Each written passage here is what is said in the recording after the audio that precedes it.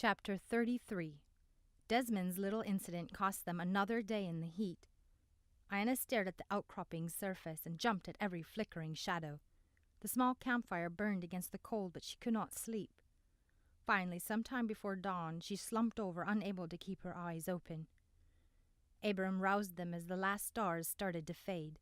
They set out with a great expectation, but the day wore on without a glimpse of the oasis. It wasn't until the afternoon sun baked the desert that Ayianna remembered Nerissa's vial. "Cale," she whispered. It took too much energy to talk, but she added, "I'm sorry." She held up the vial and pulled back the dingy cloth wrapping his hand. She dribbled a bit of the coolant into the blistering wound. The tissue was discolored. That was a good sign, Abram had assured them. It's the stings you can't see you need to worry about. At least it would heal up and go away, unlike her wound. "Is it painful still?" "A little." He studied her. "I'll be fine." She nodded, suddenly feeling awkward. Why did it bother her? Did she feel responsible for Desmond's actions? She fell back and was glad when Abram signaled them to move on. Silhouettes of buildings danced on the horizon. Another mirage. Ayianna had quickly learned her lesson the first time, when after alerting the others they arrived only to find desolate sand stretching as far as the eye could see. The caravan shuffled on ahead. She yanked her boots against the weight of the sand in a monotonous rhythm, but with each step she fell further behind. Her muscles burned and her limbs trembled. Absurd thoughts flew through her subconscious, but she couldn't muster them into coherency. She stumbled.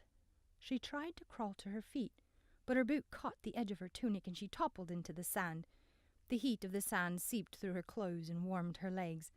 How nice would it be to fall asleep and never wake up? Liam whined and pawed at her back. A shadow broke from the caravan and glided toward her. Everything stopped moving except the hot wind on her face. Cale dropped next to her and offered her his waterskin. She shook her head. "I can't do this any more," she whispered through parched, blistered lips. Her heavy tongue scratched the roof of her mouth. "Yes, you can." "Let the desert take me. We're almost there." "No, we aren't. Abram said tomorrow, and tomorrow has come and gone twice over." "We're closer than before. Drink. It will help." Cale uncorked the waterskin and held it up for her. Ayianna drained the last drop in a swallow. "Now there's no more." She coughed. "Come on." He grabbed her elbow and pulled her to her feet. Ayianna staggered after him and squinted in the glare of the setting sun. Faint outlines of buildings appeared on the horizon. Could it be? No, she couldn't bear the shattering of her hopes again. Oh, how she tired of the desert's games! Liam whined. Ayianna closed her eyes, afraid to look at her faithful companion. Would the desert take her too? The wolf nudged her leg and whined again. Ayianna scratched Liam's furry head. Sand blanketed the wolf's fur and burned her fingertips. Ayianna frowned, but her lips cracked. She touched them with her swollen tongue and tasted blood. A sudden gust of heat scorched her cheeks and she glanced up. In the distance, a wall of billowing sand darkened the eastern horizon. She gasped. "Look!" The man turned around and froze. The turbulent sand cloud boiled and seethed. It stretched forever north and south, and as it approached, it swelled to the heavens. "We must run," Cale said. "No, we should hunker down." Abram coiled the camel's rope around his waist and jerked his scarf over his mouth and nose. "Everyone, cover your faces!" "We will never last in that." Cale thrust his hand to the west. "Zajir is near. We can see buildings and trees from here. We must try to reach it." "And what if it's the trickery of the desert?" "If we're wrong, then we can hunker down." Abram glared at Cale. "So be it." Ayianna scrambled after the men as they raced toward the western horizon. The closer they drew, the more defined the structures became. The raging storm was almost on top of them. The wind tore at her clothes and whipped the edges of her headcloth. Sand pelted her exposed face. She glanced up, but the men had disappeared. Reaching the city, Ayianna rushed through the open gate and into a maze of low buildings, connected by clay awnings and narrow pathways. She yanked on the doors, but none gave way.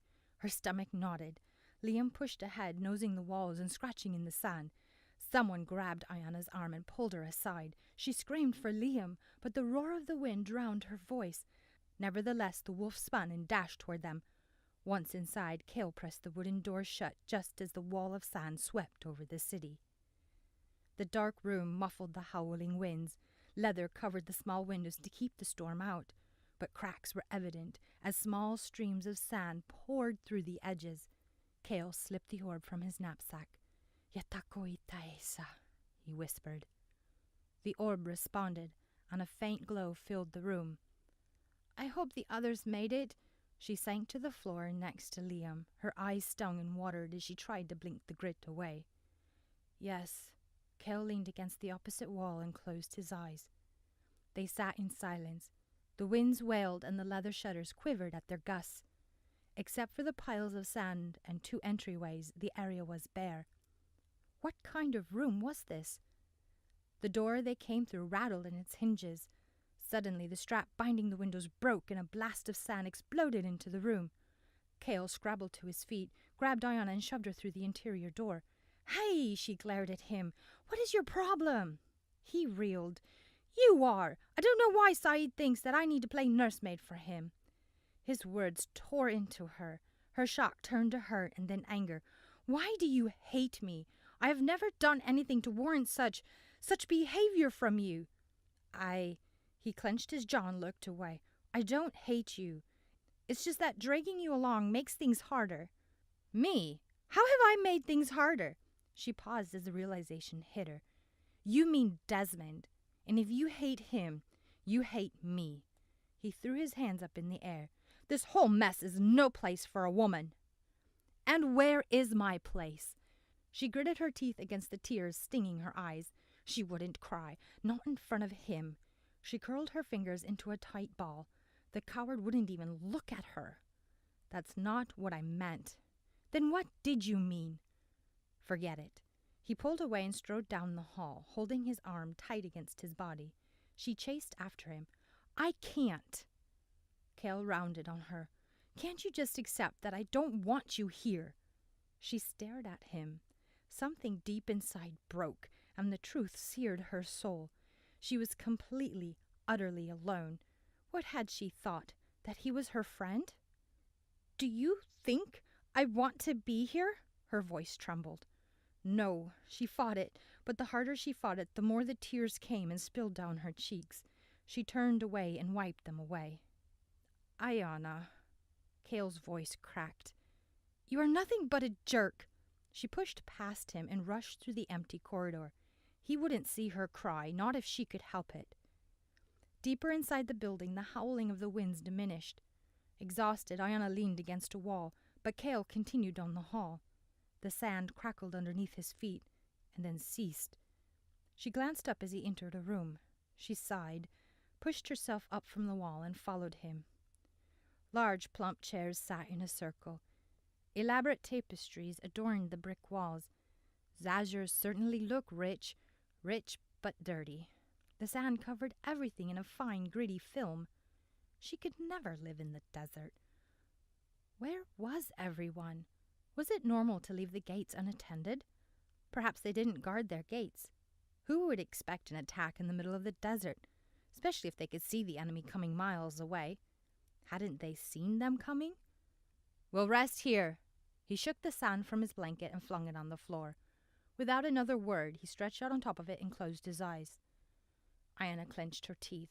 She leaned against the wall and slid down. Liam curled beside her. She closed her greedy, burning eyes. How she longed for a bath and a tall pitcher of fresh water. She fell asleep, too tired to realize how unnatural the silence and absence of people were in Zajur.